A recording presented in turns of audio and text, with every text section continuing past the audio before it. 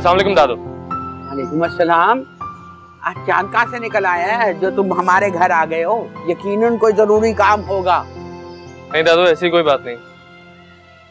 दरअसल आज मुझे अपनी पहली सैलरी मिली है और मैंने सोचा आपसे आके दुआएं ले लूं। दादू मुझे बड़ी खुशी होगी अगर आप इसे रखें। आप ही हमारे घर की बुजुर्ग। अरे मैं किस हिसाब में तुम्हारी तनख्वाह रख लूं? माशाल्लाह मेरे दोनों बेटे जो हैं बहुत कमाते हैं ठीक ठाक, मुझे किसी चीज की कमी नहीं होने देते कि मैं इधर उधर से लोगों से लिफाफे पकड़ती फिरूं। मैं इधर उधर का नहीं हूँ दादी, आप ही का अपना पोता हूँ। मेरी भी चीजों पर आपका उतना ही हक है जितना अब्बू की चीजों का। भाई वो तुम्हारी मेहरबानी है, मगर तुम अपनी तनख्वाह अपने पास रखो, वरना तुम ऐसे करोगे अब्दुर्रहमान से तुम पैसे मांगोगे, उसके डबल डबल खर्चा हो जाएगा।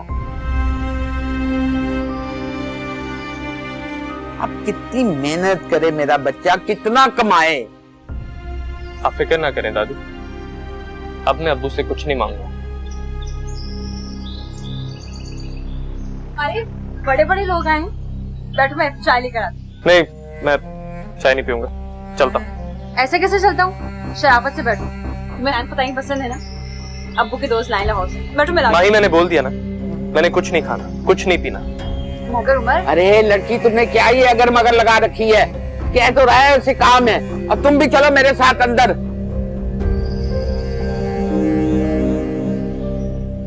कुछ कपड़े छांटी करने हैं।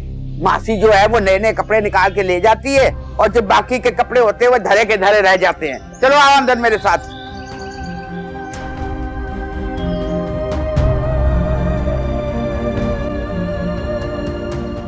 उमर इसलिए नहीं आता मैं तुम्हारे घर, देख लिया ना अपनी आंखों से।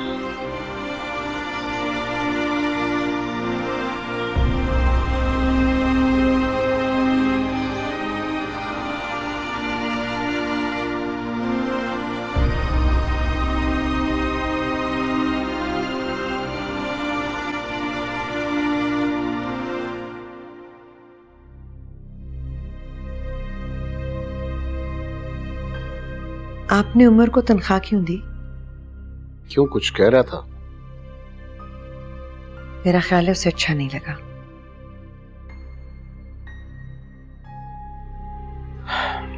अच्छा है वो इंडिपेंडेंट हो,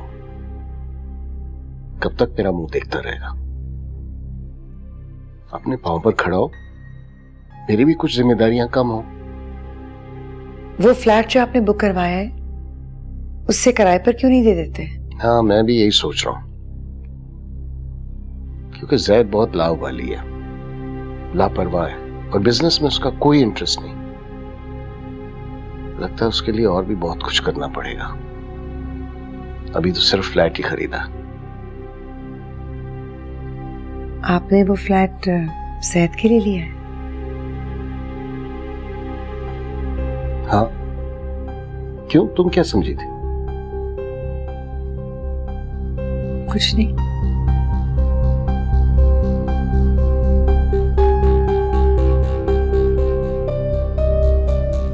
आप उमर से नाराज रहते थे ना, अब तो वो मेहनत से काम कर रहे हैं, नहीं? हाँ, ये तो है। मैं सोच रही थी उसकी शादी कर दें। अरे तुम औरतों का मसला क्या है? अभी उसने काम शुरू किया है और तुम कह रही हो उसकी शादी करा दे। भाई उसे कुछ कमा लेने दो, कुछ जोड़ लेने दो। कल अपनी फैमिली का कैसे खर्चा उठाएगा? जुमा जुमा 8 दिन हुए उसे फैक्ट्री जाते हुए, और तुम्हें उसकी शादी का ख्याल आ रहा है। हद हो गई।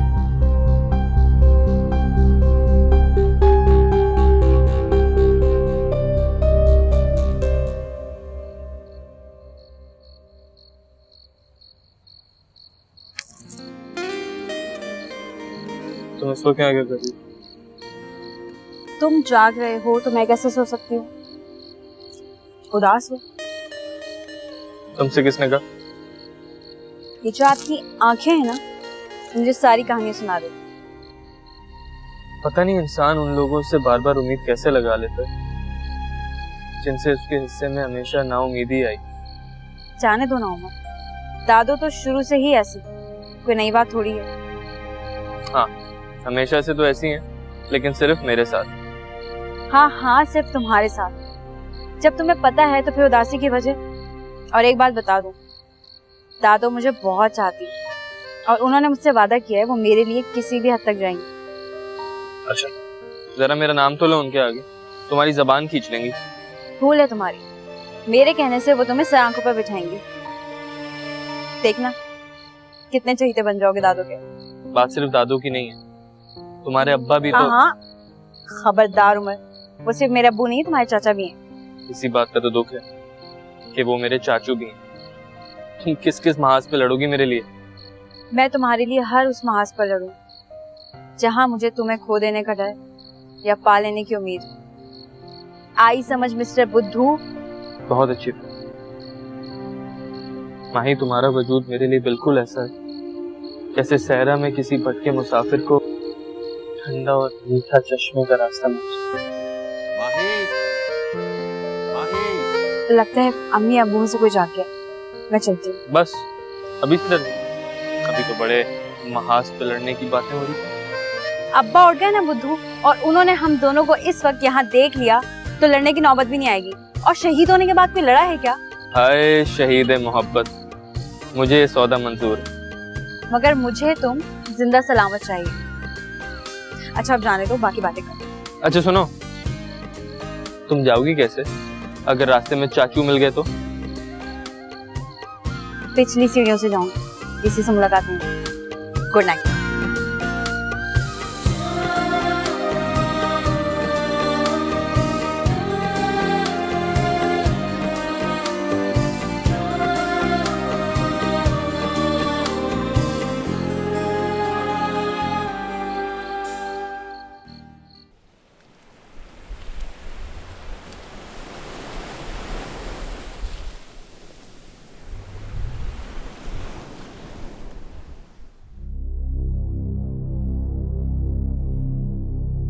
अल्लाह अल्लाह, इस उम्र में भी आईना देखने का शौक नहीं जाता। शाम को कलर लगा देना, काफी ग्रे हो गए मेरे बाल। बेटी जवान हो गई, क्या अभी भी बाल सफेद ना हो? वैसे आज माहीन की सालगिरह है, एहसास है आपको? उस दिन के बाद से आपने उसकी शक्ल तक नहीं देखी है। अरे बच्ची है, गलती हो गई, समझा देते, वो समझ जाती। हाथ उठाने की क्या जरूरत थी? उसने बात ही ऐसी की थी, वैसे भी हाथ उठाया ही था, मारा तो नहीं था। माही, माही। अब उसे क्या कहना, मैं उससे बात कर चुकी हूँ। और वो तुम जाओ यहां से, जाओ जाकर नाश्ता लगवाओ। माही। जी अब्बू। आज तुम्हारी बर्थडे है। जी। ये मेरा वॉलेट पड़ा हुआ है, जितने पैसे चाहिए निकाल लो। मेरी तरफ से अपनी चॉइस का कोई गिफ्ट ले लो।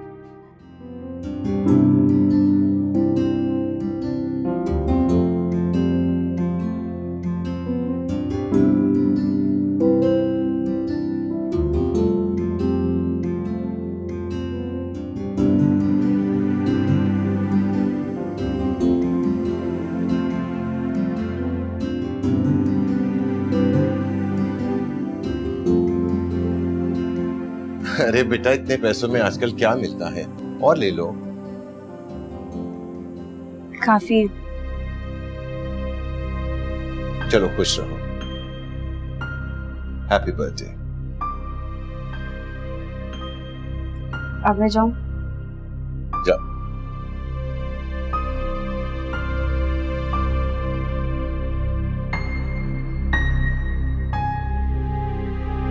तुम क्या मेरे सर पे खड़ी रहोगी? जाओ नाश्ता लगवाओ। जी।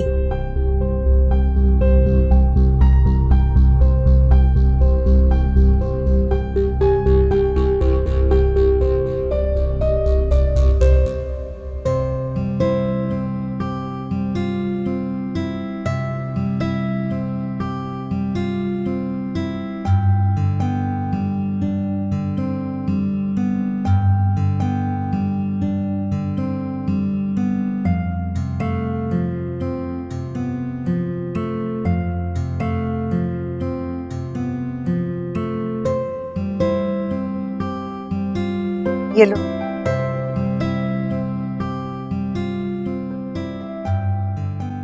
ये क्या है? तुम्हें आज पैसों की जरूरत है, आपको कैसे पता?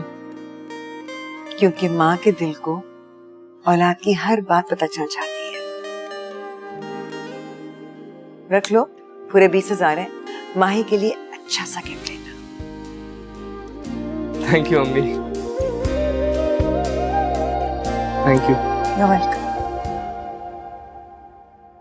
घर के काम से फुर्सत नहीं होती, तुम्हें कैसे अचार मुरब्बे बनाने का वक्त मिल जाता है? अरे तुम्हें कौन से हल जोतने होते हैं? उसके घर तो आती है एक नौकरानी, और तुझे हम दोनों के लिए रोटियां बनाना अजाब लगता है। नहीं, मैं तो ऐसे ही कह रही थी, बाजार में हर चीज तो मिल ही जाती है ना।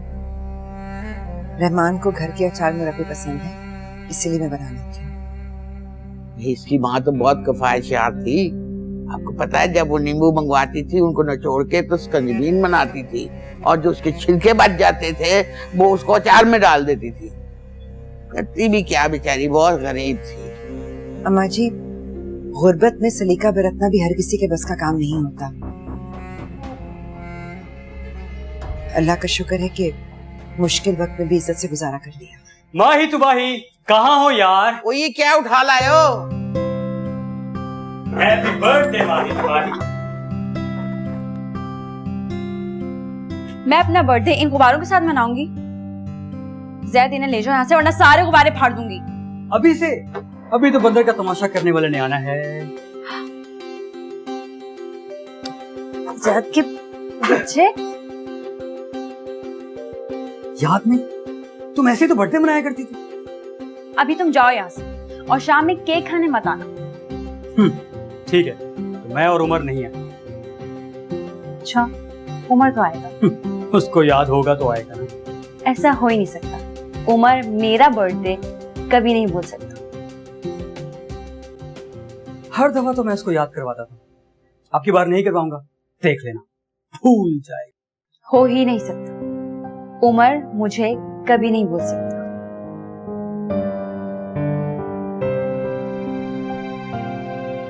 लगी शर्त? लगी नहीं आए।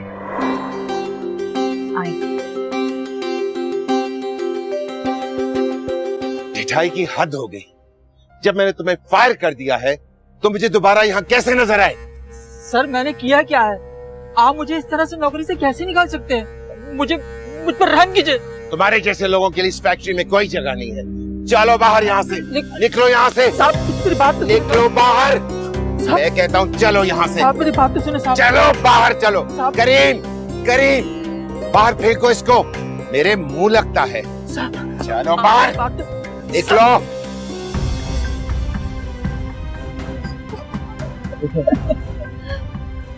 ये क्या बदतमीजी है? मैंने इसे नौकरी से निकाल दिया है, और अगर आइंदा मुझे तुम यहाँ नजर आए मैं तुम्हारी टांगे तोड़वा दूंगा। सुना तुमने?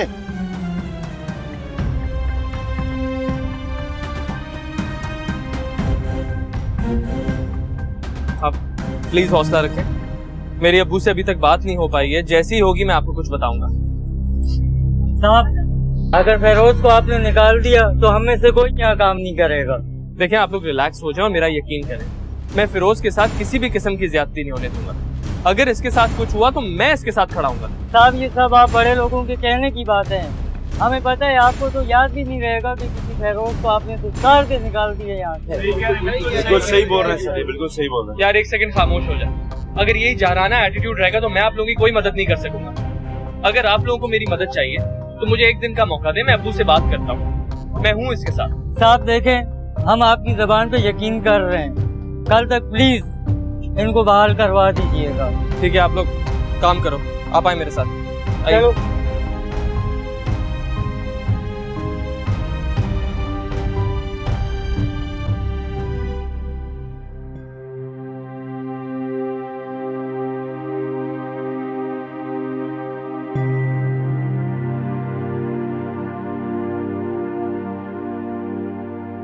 नहीं, मैं उमर को याद नहीं करवाऊंगी। इस बार मुझे देखना है कि उमर को मेरा बर्थडे याद रहता था या वाकई ज़्यादा रिमाइंड करवाता था।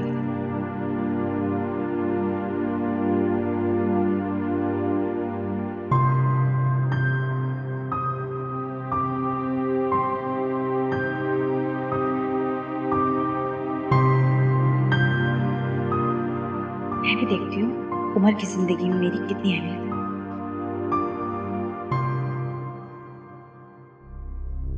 हमारी कंपनी का ये रूल है, जो शख्स बगैर इत्तला के छुट्टी करेगा उसे नौकरी से फारिग कर दिया जाएगा। और अगर मैंने उसे निकाल दिया तो कौन सा जुर्म कर दिया जो ये मुझसे वजाहतें मांग रहा है? अब्बू उसकी मजबूरी थी। बरखुरदार, मजबूरियां अपनी जगह और असूल अपनी जगह। अगर मैं सबकी मजबूरियां देखने लगा तो चल गई फैक्ट्री। चाचू, रूल्स इंसानों के लिए बनते हैं और हमें इंसानियत के नाते एक दूसरे की मजबूरियां देखनी भी पड़ती हैं और बर्दाश्त भी करनी पड़ती है। तो क्या आप तो मुझे इंसानियत का सबक सिखाओगे? मैं आपसे कहना चाह रहा हूँ कि खामोश हो जाओ। अबू, अगर मैं खामोश हो गया ना तो वर्कर बोलेंगे। वो गरीब इस वक्त भी हॉस्पिटल में अपनी बेटी के पास। हर जगह के अपने असूल और कवानीन होते हैं। उसकी कोई मजबूरी थी तो मेरे पास आता, मुझसे छुट्टी अप्रूव करवाता। अब अगर वो नहीं आया तो जो उसके साथ हो रहा है ठीक हो रहा है। I can't believe this. पहले आप लोग उसका लोन नहीं अप्रूव करते, फिर उसको नौकरी से निकाल देते। आप दोनों इतने संगदिल कब से हो गए? बस उमर, अब इस किस्से को खत्म करो। हम उसकी अलग से मदद करते हैं। वाह, बहुत शुक्रिया। उसे आपकी भीख की जरूरत नहीं है।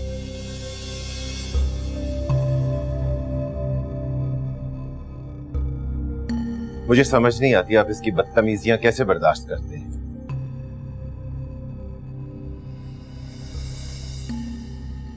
जवान खून, वक्त के साथ साथ समझ जाना। भाईजान, वक्त आ गया है, आप इसकी जज्बातियत को लगाम दें। आज ये मेरे मुंह को आया है, कल ये आपके सर पे सवार नजर आएगा।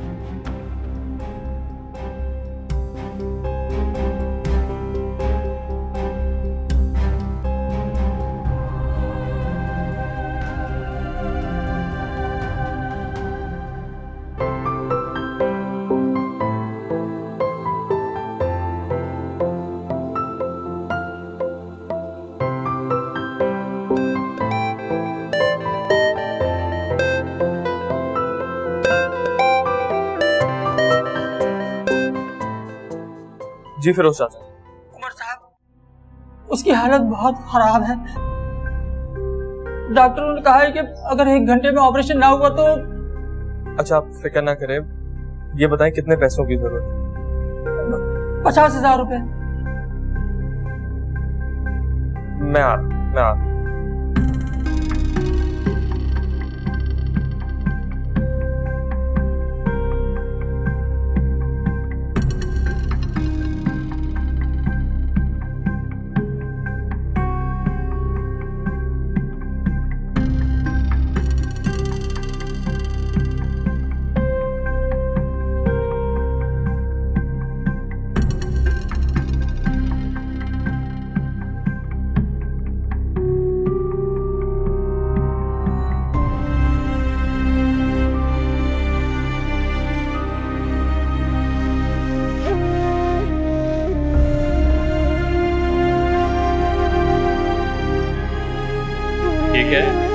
तुम्हारा गिफ्ट, सब तुम्हें कुछ ना कुछ देंगे, तो मेरा भी तो फर्ज बनता है। अब तुम हमेशा ये घड़ी पहनना और यूं समझना कि मैं हर पल तुम्हारे साथ हूं।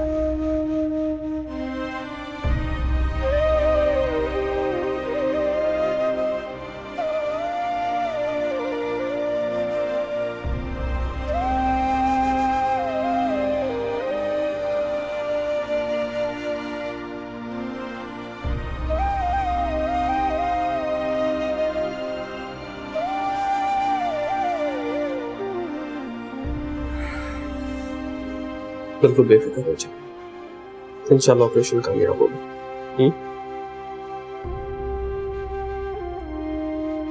अम्मी को इत्तला कर दो,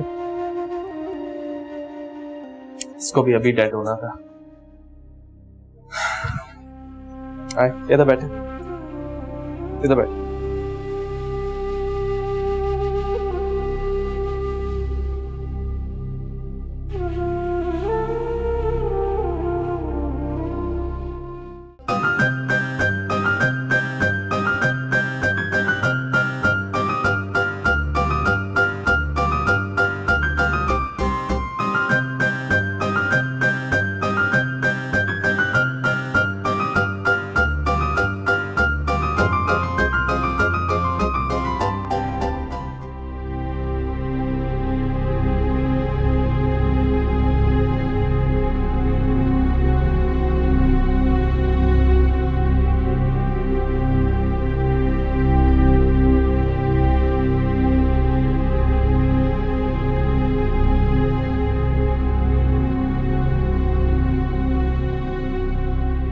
माही बेटा आ भी जा, जल्दी से केक काट, मुझे बहुत भूख लगी है।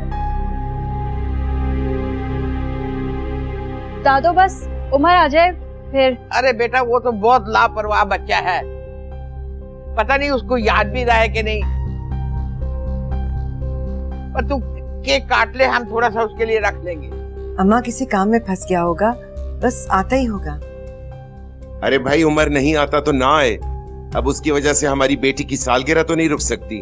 आओ माही, चलो चलो चलो केक काटो।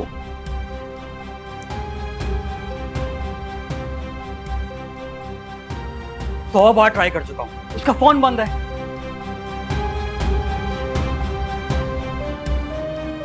देखा, मैंने कहा था ना, मैं उसको याद नहीं करवाऊंगा तो उसको याद नहीं रहेगा।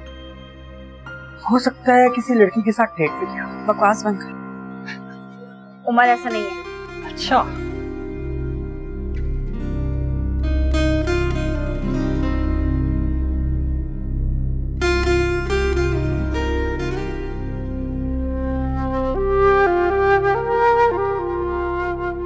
फिरोज चाचा, ये लीजिए, चाय पीजिए। मेरी अभी डॉक्टर से बात हुई और उन्होंने मुझे बताया कि ऑपरेशन सक्सेसफुल हुआ, अल्हम्दुलिल्लाह। अब आपकी जूबी भी बहुत जल्द ठीक हो जाएगी। उमर साहब, ये सब आपकी बदौलत हुआ।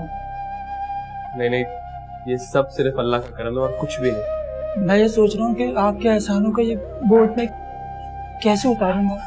फिरोज चाचा, मैंने जो कुछ भी किया वो क्या किसी की जिंदगी से बढ़कर था? नहीं ना, तो अब आप चाय पिए और रिलैक्स हो जाए। चले पीजिए।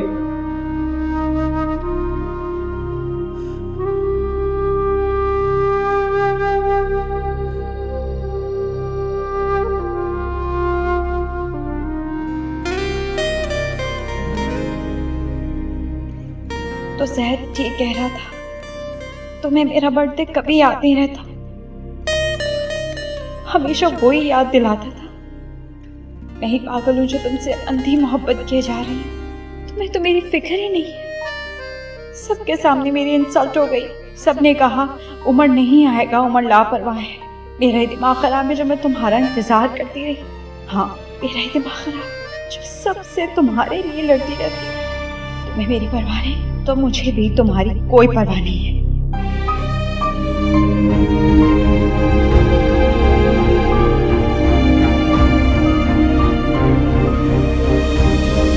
नहीं चाहिए मुझे तुम्हारा कोई भी गिफ्ट। ये भी ले लो, सब कुछ वापस ले, सब कुछ।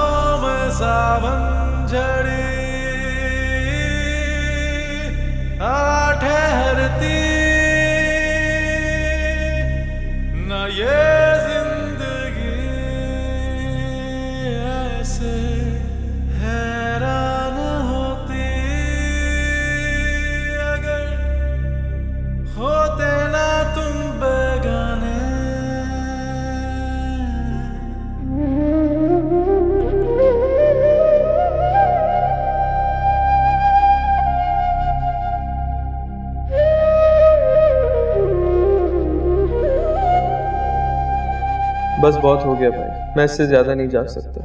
जानता हूँ तुम्हारे पास चाबी है, मुझे डिस्टर्ब किए बगैर चले जाना। माही का पैगाम है कि 2 दिन तक इसे अपनी शक्ल ना दिखाना, और बेहतर यही है कि ना दिखाना। Oh no.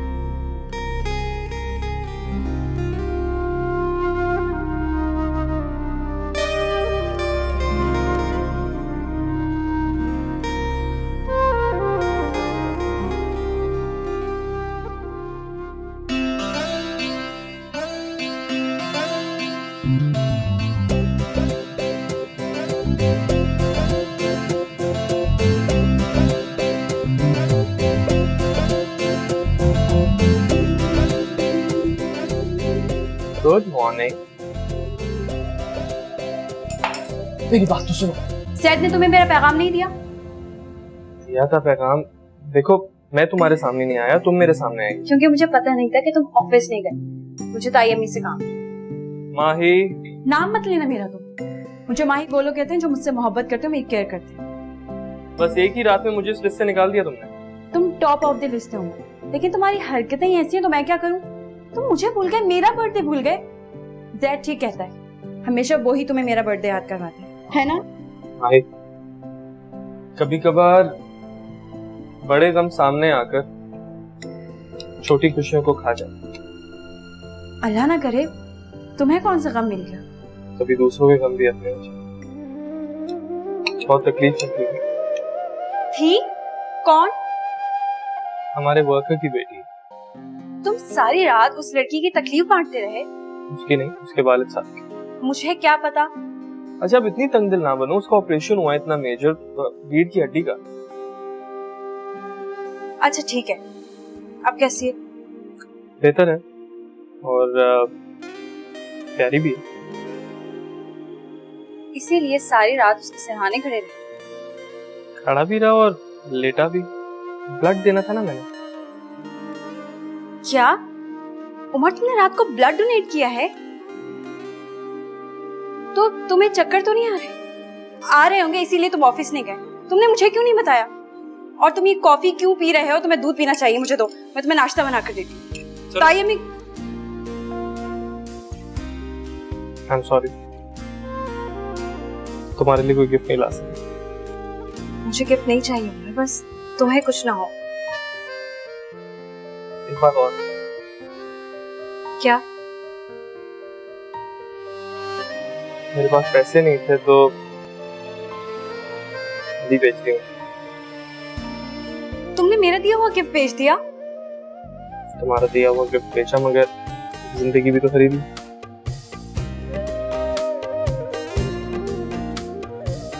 नाराज? नहीं, नाराज नहीं हो।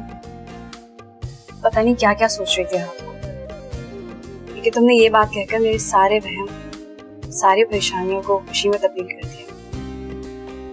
अच्छा अब मुझे बताओ, ये कितने वहम और कितनी परेशानियां थी, सारी लिस्ट मुझे बताओ, मैंने सब सुन।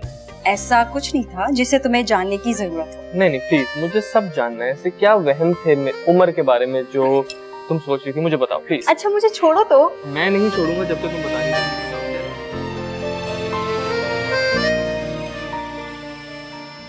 कहां से पैदा हो गया ये? हमने तो शायद सारी जिंदगी झक मारी है ना। और ये क्या साबित करना चाहता है कि ये मेरे वर्कर्स का मुझसे ज्यादा ख्याल करता है? मैं तो कहती हूँ इसे फैक्ट्री आना ही ना दो। अगर ये बात उसकी समझ में नहीं आएगी तो ऐसा ही करना पड़ेगा। सारा कसूर ही तुम्हारा है। अगर तुमने उसको समझा के रखा होता ना तो आज वो हमारे सरों पे दंदनाना रहा होता। अम्मा जी वो मेरी कहाँ सुनता है? तो रहमान को समझाने दिया होता ना। जब ये समझाता है तो तुम सामने आके खड़ी हो जाती हो, जैसे समझाना कोई गुनाह हो गया। उसकी शय पर वर्कर्स हमारे खिलाफ उठ खड़े हुए। अच्छा खासा चलता हुआ काम ठप हो जाएगा।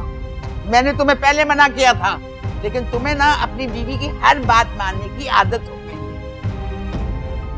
मैं उससे कह दूंगी कि फैक्ट्री ना जाए। हाँ, जैसे तुम्हारे मना करने पर वो मान ही जाएगा। अब्दुल रहमान, अब तुम क्यों इतना उछल रहे हो? बड़ों की बात मानी होती ना तो आज ये दिन भुगतना ना पड़ता।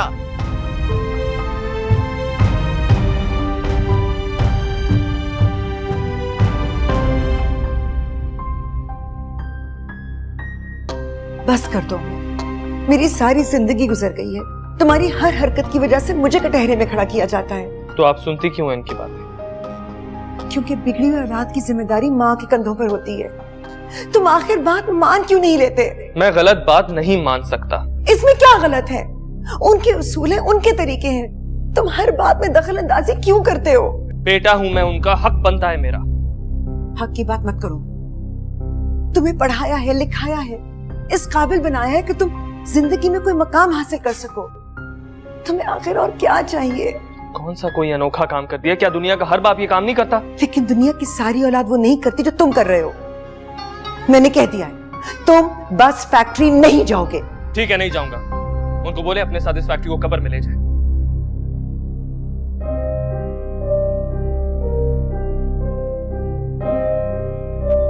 तुम हर बार अब्बू के सामने क्यों खड़े हो जाते हो? मैं उनके सामने नहीं जाता, मेरी तो हर बात में वो मुखालफत ढूंढते हैं। और जो फैक्ट्री में हो रहा है वो पता भी है, सारे वर्कर्स स्ट्राइक पर हैं और बार बार तुमसे बात करने के लिए फोर्स कर रहे हैं। मैं क्या करूं, मेरा तो फैक्ट्री में जाना ही बंद किया हुआ है। उमर मेरी बात सुनो, जाकर इस तमाशे को खत्म करवाओ वरना तुम इस मुखालफत की जंग में मुझे खो दोगे। इस सब कुछ में तुम्हारा क्या ताल्लुक है? मेरे अब्बा का तो है।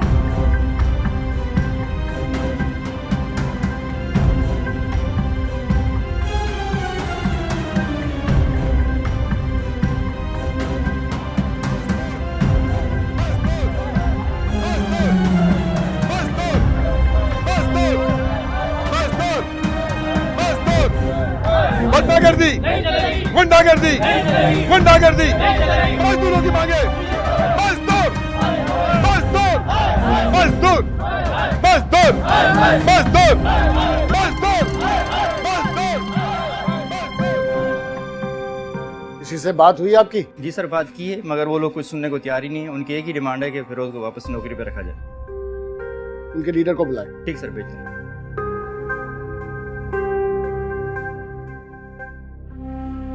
नहीं अम्मी, अब इस तरह तो मत करें। मुझे कुछ समझ में नहीं आ रहा माही, क्या होने वाला है। कुछ नहीं होगा, मुझे उमर पे पूरा यकीन है, वो सब कुछ ठीक कर लेगा। सारी दुनिया एक तरफ और तुम्हारा यकीन एक तरफ। तो सच पूछो तो अब मुझे उमर पर यकीन नहीं रहा। जैद, उमर की कोई खैर खबर? भाई तो अपने फैसले पर कायम, वो मजदूरों के साथ। वैसे कभी कभी ना भाई हद कर देता है, हर जगह तो असूल काम नहीं आते ना। बात उसूल की नहीं है, वो ऐसे ही है। अगर उसके दिमाग में कोई बात अटक जाए तो उसे तब तक चैन नहीं मिलता जब तक उसे पूरा ना कर ले। मगर ये कोई मामूली बात तो नहीं है ना। इस वक्त वो अपने अब्बा और चाचू के सामने खड़ा हुआ है। तुम क्यों नहीं समझाते उसे? उसे कौन समझा सका है? तो फिर ठीक है, मैं जाऊंगी। क्या? जाहिर, अगर तुम नहीं जाओगे तो मैं जाऊंगी, जाकर उससे बात करूंगी, मेरी बात नहीं टालेगा। खबरदार जो तुम गई तो, वरना मुझसे बुरा कोई नहीं होगा। मैं अम्मा जी को बता दूंगा। एक तो जाकर इस सिचुएशन को संभाल नहीं सकते, ऊपर से मुझ पर रोब जमा रहे हो। मैंने कह दिया ना, तुम नहीं जाओगी तो बस नहीं जाओगी। तुम होते कौन हो मुझ पर रोब जमाने वाले? हाँ होता हूँ मैं, बस करो तुम दोनों। हर मौका लड़ाई झगड़े का नहीं होता। और जैद तो ठीक ही तो कह रही है, तुम क्यों नहीं चले जाते? मैं कैसे चला जाऊं? एक तरफ अबू और दूसरी तरफ चाचू और एक तरफ भाई। इस सिचुएशन में अगर मुझे किसी एक की तरफ खड़ा होना पड़ा तो मैं किसकी तरफ खड़ा होऊंगा, बताएं? अब कहाँ जा रहे हो? ऐसी सिचुएशन में मेरे पास सिर्फ एक ही रास्ता होता, जायनमाज बिछा के उस पर दुआ करूं कि सब खैर खैरियत से हो जाए। कबूतर की तरह आंखें बंद करके बैठ जाओ, बुज़दिल इंसान।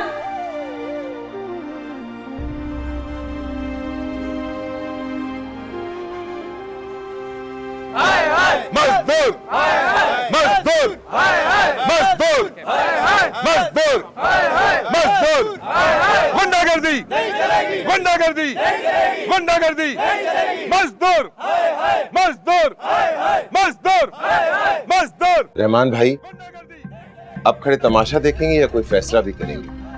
बस अब मैं खामोश नहीं रहूं। इनको इनकी बगावत की सजा मिलनी चाहिए।